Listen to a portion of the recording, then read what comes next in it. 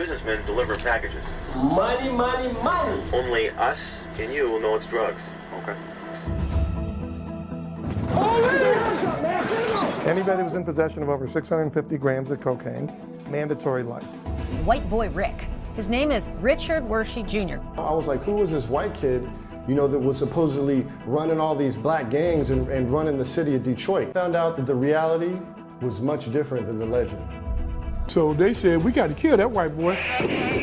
You're not trying to tell me that you're an angel, that you never did anything wrong, are you?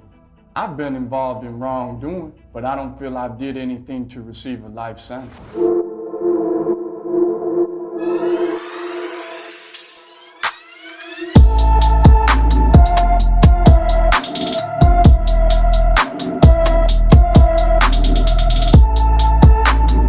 What's up, everybody? I'm Blessed and Free. Welcome back to another episode of DOC TV. Why don't you go ahead and just introduce yourself to the people that don't know who you are? Just tell them your name and kind of where you're from. Yeah, what's up? I'm Seth Ferrante. I'm the guerrilla convict writer.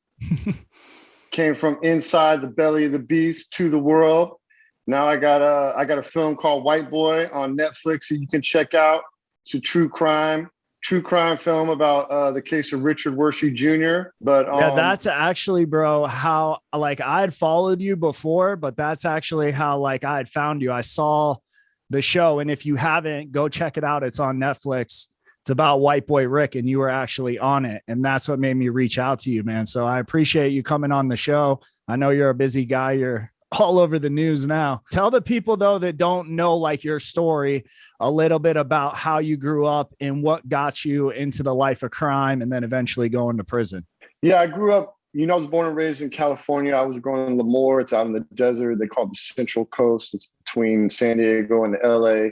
Yeah, I got involved, man. I got involved in drugs at an early age, mostly cannabis and psychedelics.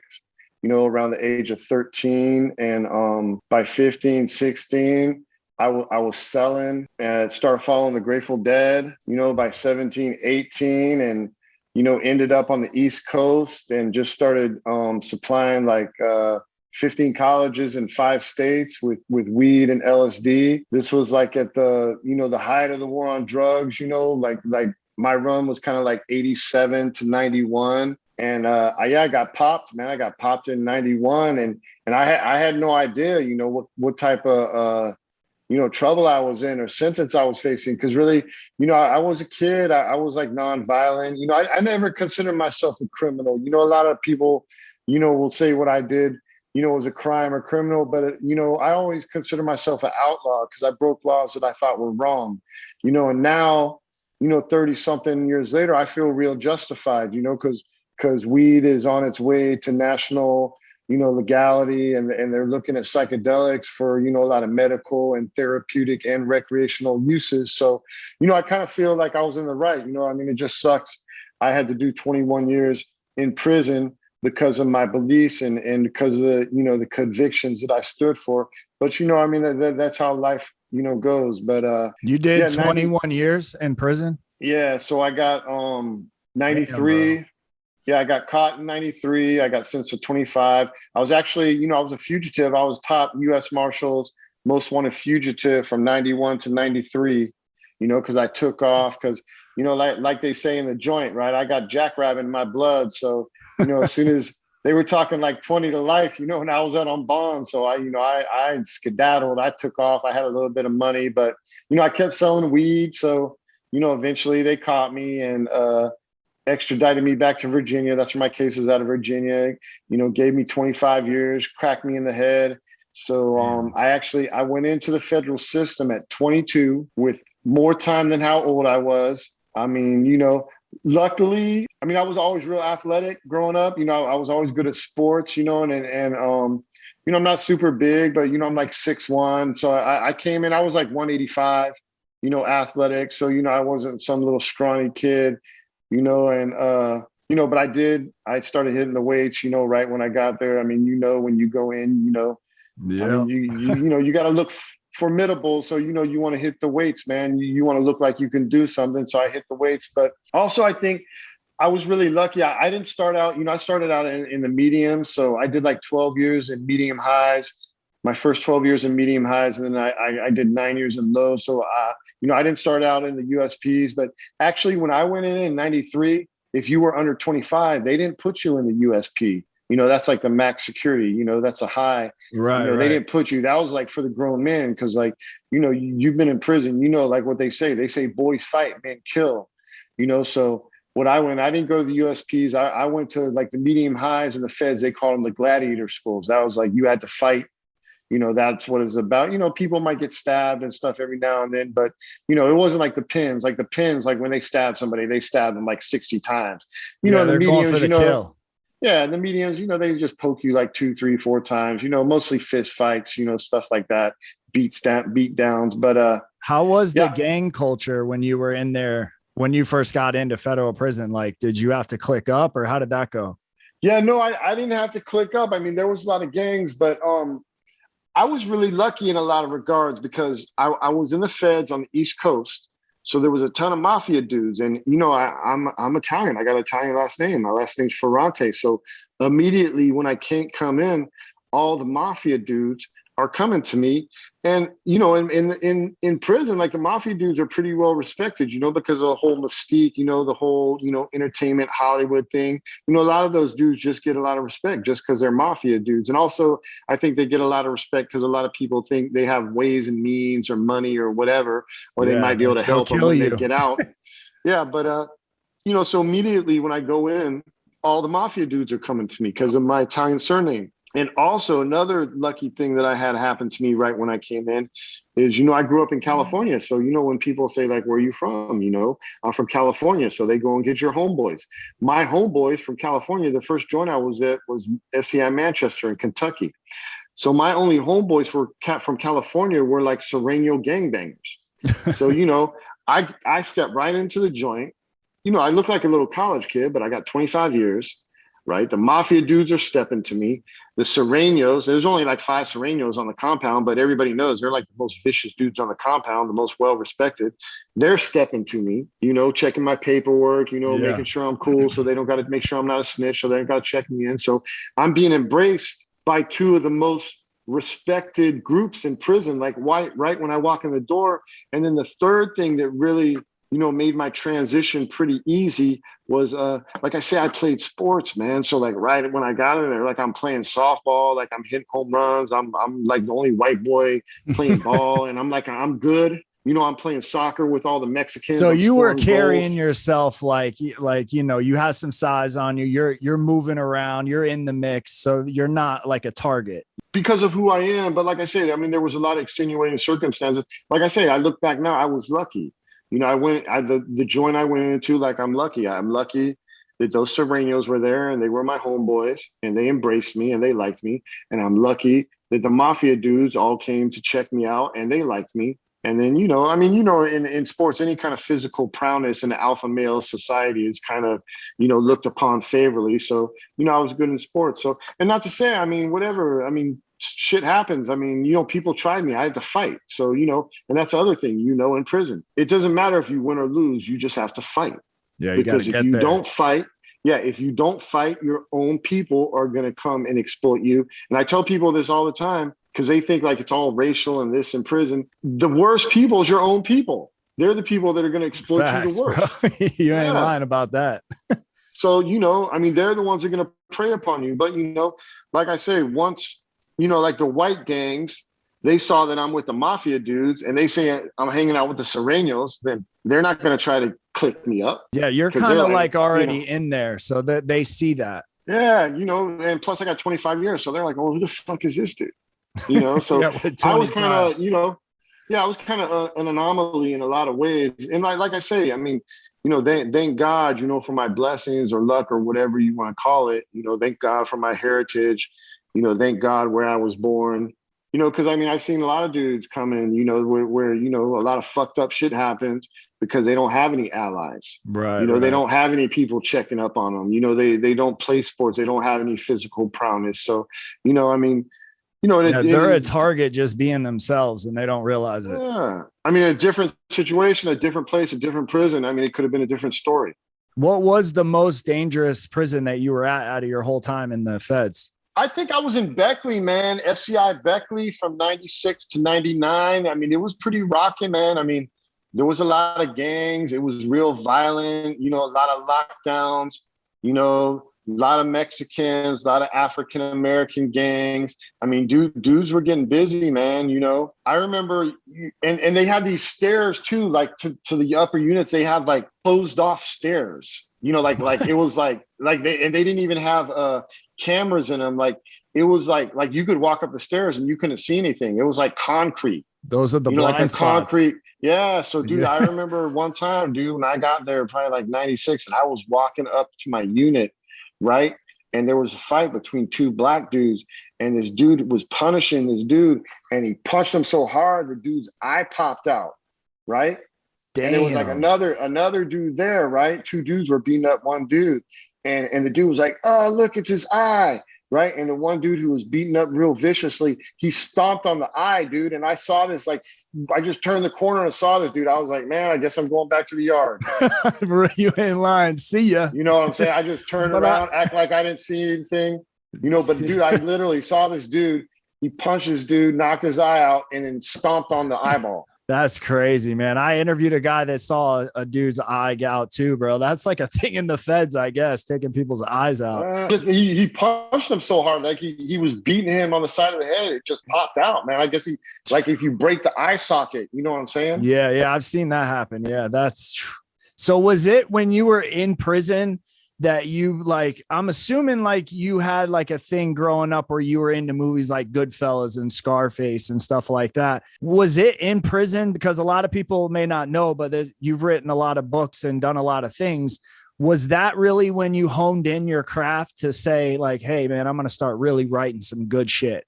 Yeah, this is how the whole writing. I mean, I grew up, I loved all the mafia stuff, like Blow, like my stuff, like Fast Times at Ridgemont High. That was a classic too. Yeah, Cheech and Chong. I mean, I was into the whole counterculture. I followed the Dead, but I didn't really follow the Dead for the music. I followed the Dead for the drug scene. That was there's two types of people that follow. Yeah, there's two types of people that follow the Dead. The people that are really into the music and the people that are really into the scene. I was into the scene, but so I was into that whole counterculture thing, all the mafia, like, whatever they call it, true crime now. But, back then they didn't call it true crime. It was just like cool shit.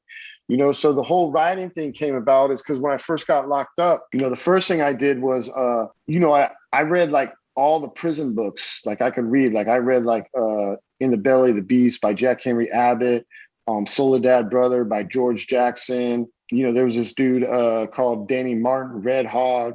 He had these books with all these articles.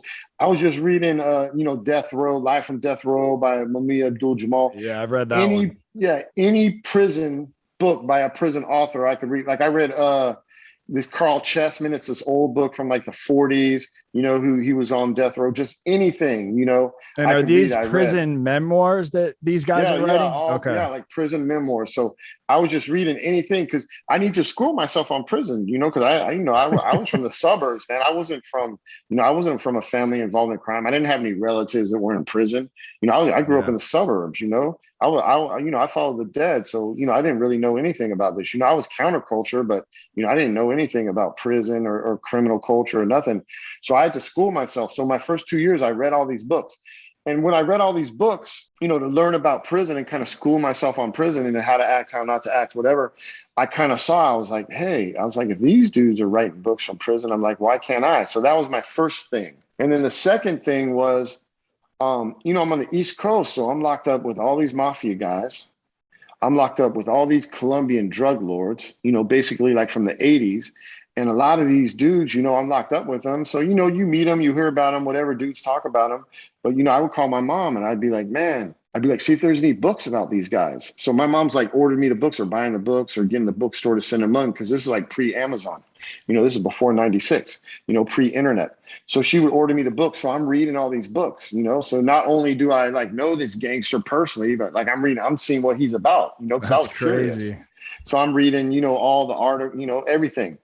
So I played ball a lot. So, and I'm like original hip hop kid. You know, I was like one of NWA's biggest fans. You know, I was into hip hop since the middle. You know, I was a teenager. Warren G and all that. Yeah. So look, I was a teenager in the mid 80s. So, you know, I was basically like when hip hop exploded, you know, I mean, I like other types of music too, but you know, I was a hip hop dude. You know, I like metal, punk, all that. What do you think attracted you to that life, man? Because you just said, like, you know, going to prison, you were young and you weren't really in that environment, you know, in the suburbs. Where in your life do you think it was where you were like, man, fuck going to Princeton, I'm going to go to prison? You know what I mean? Oh, no, but I never said that, man. I just got, you know, I got involved with the drugs. You know, I got involved with the drugs first as a user, okay, and then selling them. So, I mean, I was never, dude, I had no intention of going to prison. I was like, fuck shit. I was even, when I first came in, I was like scared. That's why I was reading all those fucking books. I was like figuring out, you know, I mean, on the outside, you know, of course I don't look scared, but on the inside, my first couple of years, I was like, what the fuck? You know what I'm saying? Yeah, it was crazy, man. It was crazy. So, you know, I was trying to teach myself. And then, you know, like I said, I kept meeting these people, and then I started reading all these books. And then eventually, you know, I'm playing basketball, so like I'm one of the white dudes. Like I could go in the black TV room and watch like MTV Raps and like later BET. And you know, by '95, it's like gangster rap is like blowing up. So you know, they're talking about like all these, you know, all the drug lords, like you know, 50 Cent and Jay-Z, you know, and all these other rappers are talking about all the drug lords from their neighborhoods, and they're kind of lionizing them, you know, in the lyrical lore of hip hop. And then, you know, they talk about him, and then I'll be like, well, who's that dude? And like the dudes, you know, I play ball with, they'll be like, oh, that's so-and-so, you know, he's from Queens, or he's from here, he's from that. And they'll be like, yeah, he's on A Block. And I was like, what? You're like seeing all the people that you're reading about because they're in prison with you. Is that when, did something click in your head at that point where you're like, man, I could write better? So look, so then I tell my mom, you know, just like I did with the mafia and the Colombian drug lords, I tell my mom, I'm like, oh, find me a book on this dude. You know, he's in all these raps. They rap about him. He's like from New York. And so she's like, there's no books on this guy. She's like, I found a couple articles. That's it. I'm like, well, whatever. Print me the article, send it to me. Right. So that's when I got the idea. Right. I'm like, man, I can write books about these dudes, you know, because the way the gangster rap is making them sound, these are like the you know, like the African-American communities, like Billy the Kids and Jesse James, legends. Right? Yeah. And I'm like locked up with these dudes. So, you know, that's when I started getting the idea, you know, and at the same time I was taking college classes. You know, I got 3 degrees while I was in. I got all through correspondence. So I got that my parents paid for. I got associates, I got a bachelor's, and I got a master's. I'm learning to write because then I'm doing all like liberal arts type of stuff. So I'm taking basically all writing courses. You know, so I'm learning to do journalism. I'm learning to do creative writing. I'm learning to do screenplays. And then this kind of falls into my laps where there's all these dudes who have these, you know, stories that are blown up because of gangster rap. And there's no books about it. And I'm like right here with these dudes, you know. So first I started like doing some journalism for different places like Vice, Don Diva, Feds. But, you know, then eventually I started doing the books by 2005. Yeah, that's how I kind of made my name as a writer, because I was one of the first writers to tell like these kind of African-American drug lord, or what I call street legend stories. You know, I put out the first one, Street Legends Volume 1, and that like sold real well. And, you know, like anything in life, man, when you do something and it's well received and people like it, it just makes you want to do more. And especially from being in there. And then like the same thing, as soon as I do these books and I write these dudes' stories, and then it's like all the people on the outside and people in hip hop are even talking about them more. And then, you know, that kind of, you know, it was weird because it almost made me, because here I am, I'm a white dude, prison, right, writing about black dudes, and I'm becoming famous for it outside and in prison. So, you know, but the cool thing was, like I say, dude, like I would be the only white dude running ball with these dudes, you know. I was like, you know, that's all I did was like work out, play sports, take college classes, and write. You know, I stayed out of all the drama. I stayed out of the bullshit. You know what I'm saying? Like dudes were out in the yards beefing. I was in the law library on the typewriter, you know, writing a book. That's crazy because a lot of guys in prison don't have that mentality. So you were like already preparing for when you got out, even with a 21-year sentence. Yeah, no, that's what, when I first read those prison books by like, you know, those classic prison memoirs, that's what I was like, man, I was like, you know, this is kind of my course. And then, you know, I was like, I gotta take the college classes because I knew how to write. I think I was creative in a way. I played guitar and wrote songs and stuff like that. It wasn't like I was writing books or writing articles before I went to prison. I kind of, Right. it kind of just happened in there. Another thing that kind of helped was, like in prison, everybody got to get a job, right? So my first job was I worked in recreation. And since I played sports, I used to like keep the stats. I used to help like, do the books and stuff. So you're like a for like the bookie? basketball. No. Like I would keep the stats, for like the games, like the intramural sports. Okay. Like I would keep the scores, for softball. I would do like, I would be the dude behind the plate, with the cop, keeping the score and stuff. And I would do for basketball, I'd keep track of the fouls. I did that. So once I started doing that, like dudes from different compounds would come. They'd be like, why don't you guys do like a sports newsletter here? And I'd be like, what are you talking about? We don't do no, what are you talking about? So they would show me like a sports newsletter that they would post on the bulletin board from different prisons that they were in, like, more established prisons or prisons that had been around longer. And I saw them and it was just like writing, and I was taking like writing courses. So that's what I started writing, like newsletters. That became like my job in the prison. I was a dude that kind of wrote like the prison sports letters about all the leagues. So that was like my first writing. Like this is like really early, like, 93, 94 that I started doing this, right? When I started taking college classes. I didn't start writing for publication until probably like 99. Okay. So I had like a good 5-6 years of taking college courses and writing these sports newsletters, which like the dudes in prison would love, because, if they were good at sports and I wrote about them, they'd be like, man, can I get copies of these, to send home to my family? And plus it was cool because in the recreation department, they would give me like access to like a word processor, stuff like that to write this, since it was under, the guise of my job. So, then I got to keep up, and kind of learn about word processors, as they develop. And, eventually when I started doing my own writing, I could use that word processor, to do my own writing and, kind of, do it on the slide. So you were like 3 moves ahead, it sounds like, on a lot of different things. That's one thing, man. I've seen some of your interviews you've done. I've, followed some of the things you've written and everything. And it seems like, man, since like day one, you like think outside the box on how to do different scenarios in life. And it kind of, you're a hustler, man. So, you're hustling like legal now, and making money that way. So I gotta salute that, man. What was the hardest thing that you went through when you were in prison doing your 21-year bid? Yeah, I'd say, man, for real, like I was doing the writing, dude. But once I became successful at it, like the in the feds, they call it SIS. They're kind of like the FBI on the compound, like the investigators. So they call them SIS. It's like Special Investigation Services or something, right? So once I started writing and I was becoming successful, dude, like they kept locking me up, man. They would lock me up. They would transfer me.